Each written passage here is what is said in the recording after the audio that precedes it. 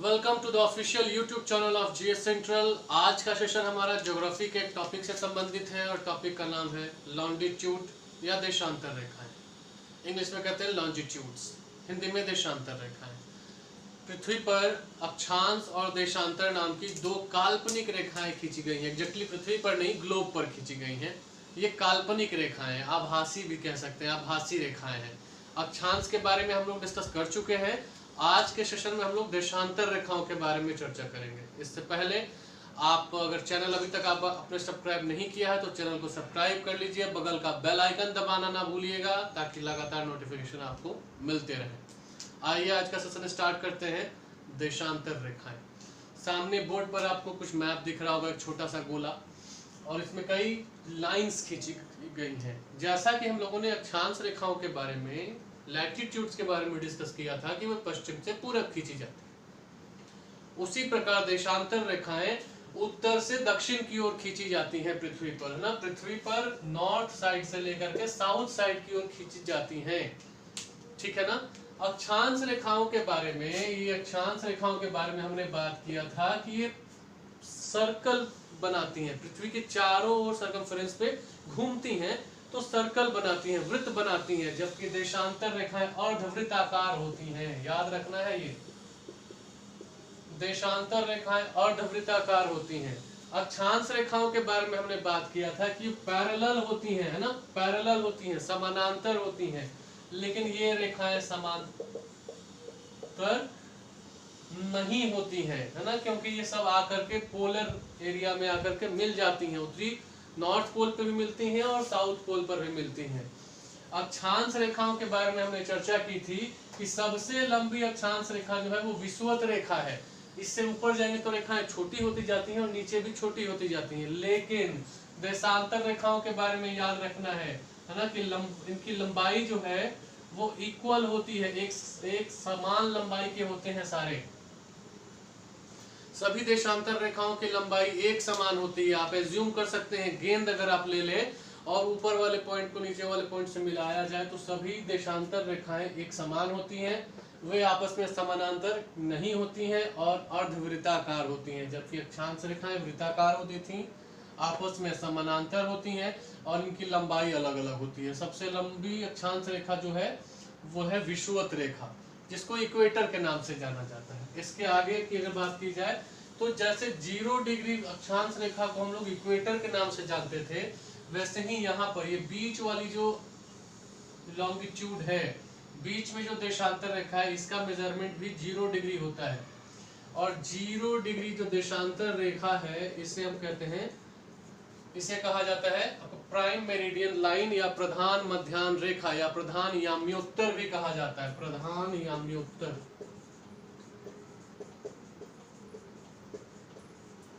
या इसी का दूसरा नाम है आपका प्रधान मध्याह्न रेखा। यहाँ न है, प्रधान मध्याह्न रेखा। ये 0 डिग्री जो देशांतर रेखा है, वो 0 डिग्री देशांतर रेखा पृथ्वी को दो बराबर हिस्सों में बांट देती है। कौन कौन हिस्से? एक पूर्वी हिस्सा और दूसरा पश्चिमी हिस्सा। पूर्वी हिस्सा कहेंगे ईस्टर्न हेमिस्फीयर और इधर वेस्टर्न हेमिस्फीयर। ईस्टर्न हेमिस्फीयर मतलब पूर्वी गोलार्ध, वेस्टर्न हेमिस्फीयर मतलब पश्चिमी गोलार्ध। तो जिस प्रकार इक्वेटर विषुवत रेखा उत्तरी गोलार्ध और दक्षिणी गोलार्ध में बांटती थी, वैसे ही ये आपके प्राइम मेरिडियन जो लाइन है या प्रधान याम्योत्तर रेखा है, ये पृथ्वी को ईस्टर्न हेमिस्फीयर और वेस्टर्न हेमिस्फीयर, पूर्वी गोलार्ध और पश्चिमी गोलार्ध में बांटती है। इन सबकी लंबाई एक समान होती है, बताया जा चुका है।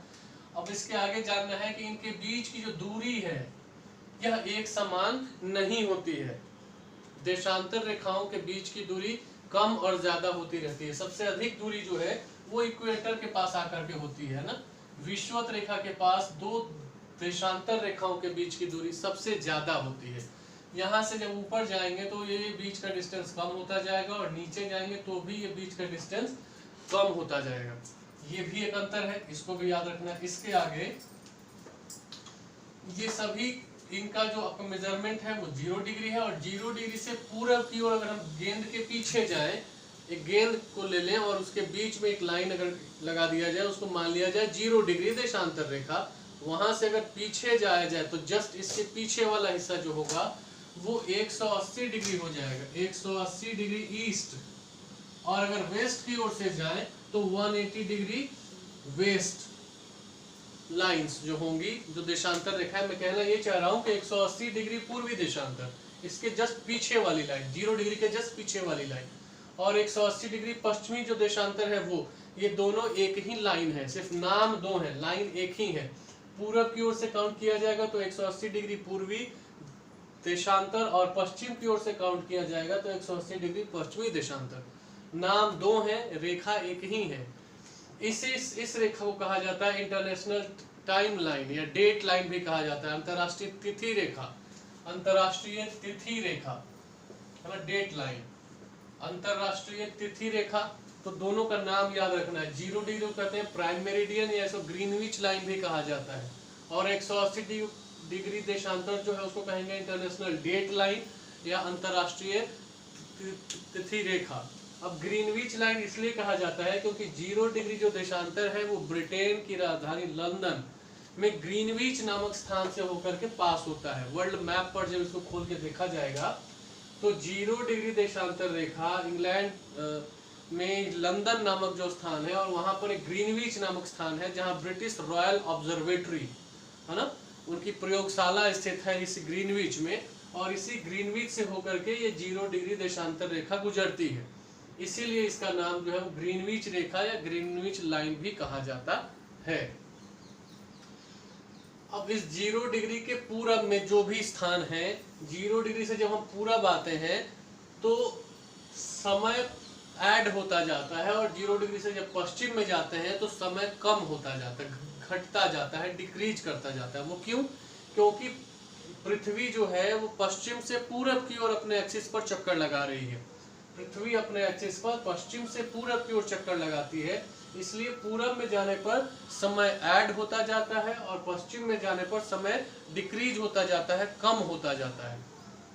इसका मतलब है कि ग्रीनविच लाइन से पूरब की ओर जितने भी स्थान होंगे वहां का समय ग्रीनविच समय से अधिक होगा, और वहां से पश्चिम जितने स्थान होंगे उनका समय ग्रीनविच लाइन से ग्रीनविच को जो समय हो रहा होगा उससे कम होगा, उससे कम हो रहा होगा।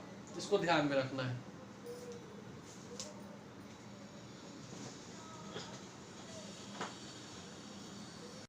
चलिए अब हम लोगों को बात करना है ये जो डायग्राम आपको दिख रहा है इसके बारे में, और अलग अलग जो लाइंस हैं इनके नाम मैं बता चुका हूं आप लोगों को ऑलरेडी, एक बार रिवाइज करवा देते हैं। 0 डिग्री जो है वो ग्रीनविच लाइन है, इसी का दूसरा नाम है प्राइम मेरिडियन लाइन, प्रधान मध्याह्न रेखा या प्रधान याम्योत्तर रेखा भी कहा जाता है।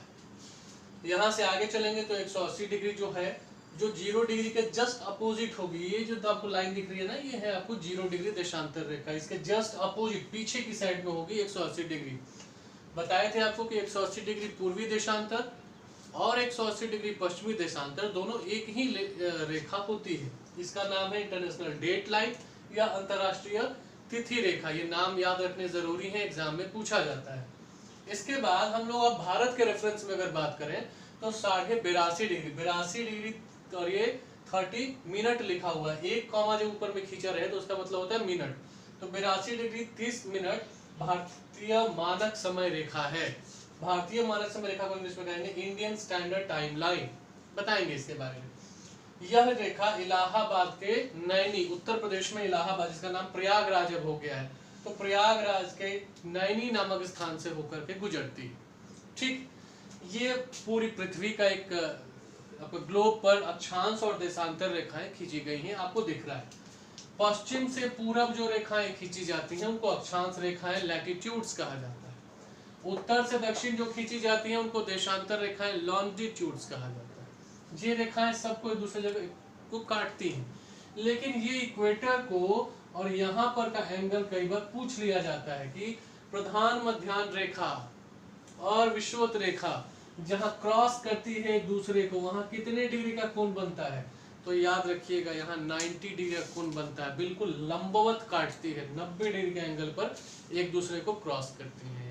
देखा है, अगर यहाँ पर भारत का लोकेशन देखा जाए तो भारत का लोकेशन ये वाला है, यहाँ पर ऐसे करके ये वाला, सॉरी भारत ऐसे है, यहाँ ये वाला एरिया जो है वो इंडिया का है, मतलब विषुवत रेखा से ऊपर।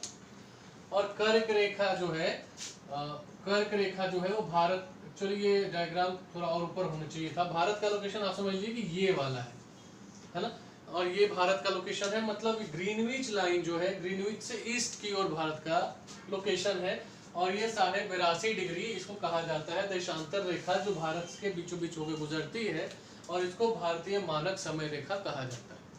अभी मैंने बताया था आप लोगों को कि ग्रीनविच से पूरब की ओर, ईस्ट की ओर समय जुटता चला जाता है और दिन अगला दिन हो जाता है।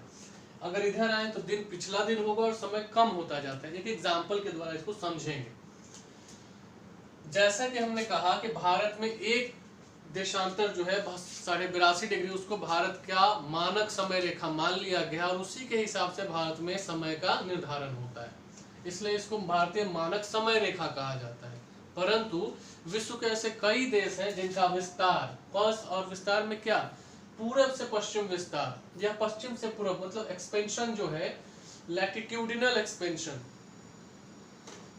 मतलब इस आधार पे उनमें एक से ज्यादा जो लॉन्गिट्यूडनल उनका एक्सपेंशन है वो काफी ज्यादा है, जिसके कारण वहां पर समय या टाइम जोन्स जो है वो एक से ज्यादा बनाए गए हैं। जैसे फ्रांस में 12 टाइम जोन बनाए गए हैं, उसी प्रकार रूस में 11, यूएसए में भी 11 टाइम जोन है, अंटार्कटिका, ऑस्ट्रेलिया और यूके यूनाइटेड किंगडम में 9 टाइम जोन है, कनाडा में 6 टाइम जोन है, डेनमार्क में 5 टाइम जोन है, न्यूजीलैंड में भी 5 टाइम जोन है, ब्राजील में 4 टाइम जोन है, भारत में 1 टाइम जोन है।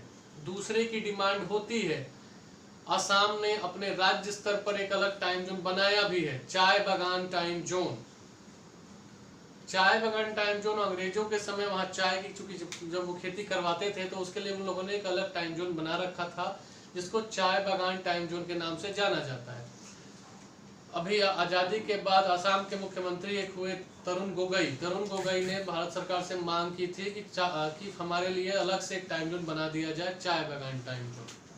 तो उसको भी आपको याद रखना है, असम में है वो।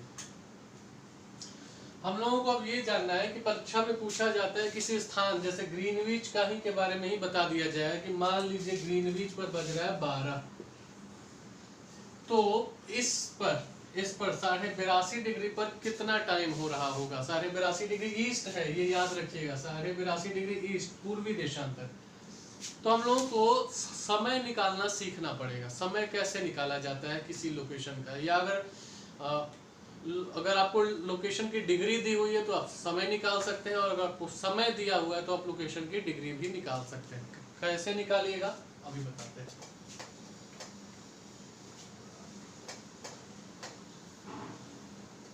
देखिए, कोई भी जब गोल चीज होती है तो एक पूरा चक्कर लगाएगी तो कितने डिग्री का एंगल बना लेगी, 360 डिग्री का एंगल बना लेगी। उसी प्रकार पृथ्वी जो है वो जब पूरा एक रोटेशन ऐसे कंप्लीट करती है तो 360 डिग्री का एंगल बनता है।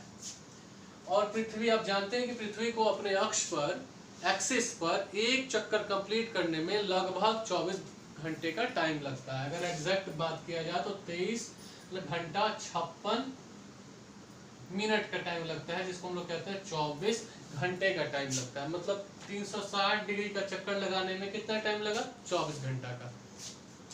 इस हिसाब से अगर निकालेंगे तो 1 डिग्री चेंज करने में, 1 डिग्री घूमने में कितना वक्त लगेगा, जब डिवाइड करेंगे तो आएगा 4 मिनट।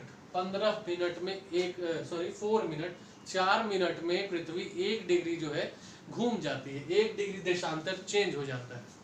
इसी प्रकार थोड़ा और इस आगे जाएं तो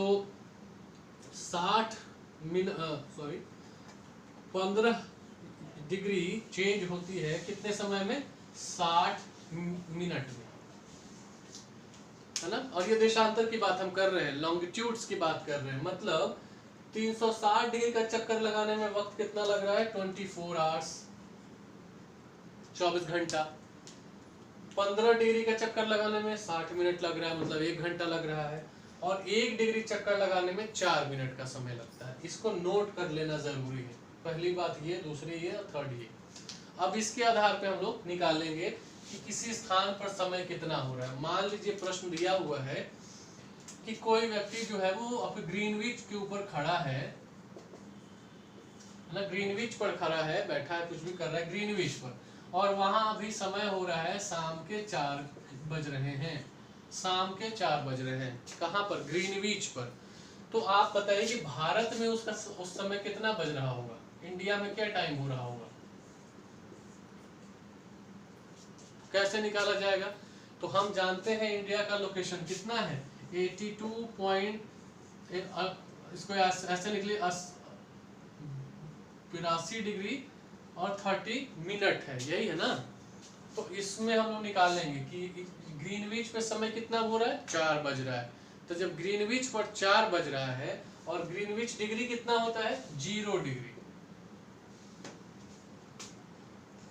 0 डिग्री पे समय हो रहा है, 4 बज रहा है, तो 82.5 डिग्री इसको आप बोल लें, या 82 डिग्री 30 मिनट बोल लें, यहाँ पर कितना टाइम हो रहा होगा। तो 1 डिग्री चेंज होने में कितना समय लगता है, 4 मिनट।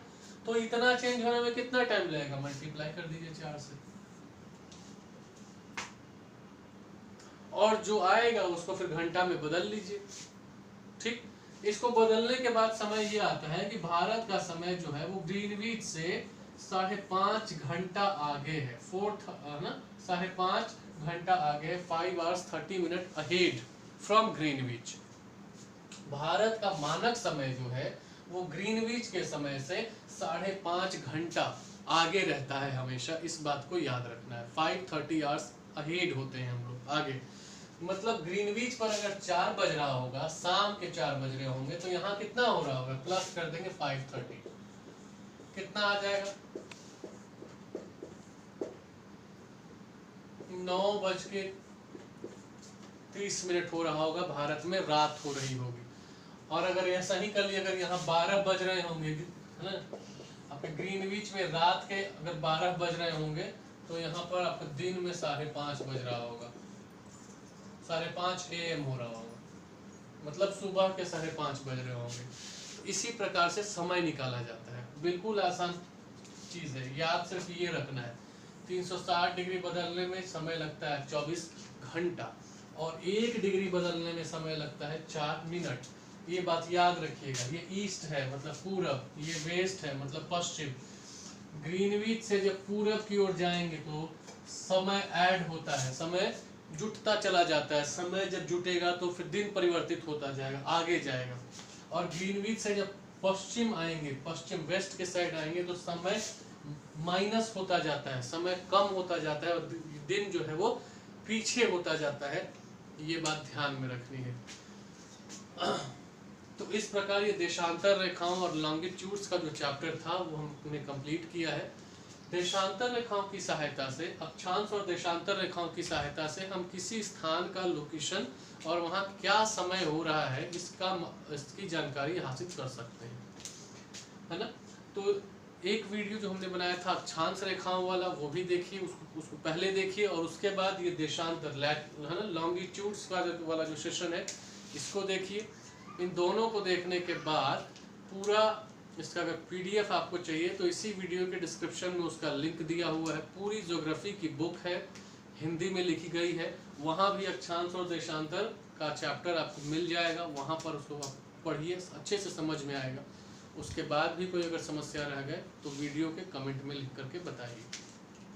ये चैप्टर कंप्लीट होता है। अंत तक देखने के लिए आपका धन्यवाद।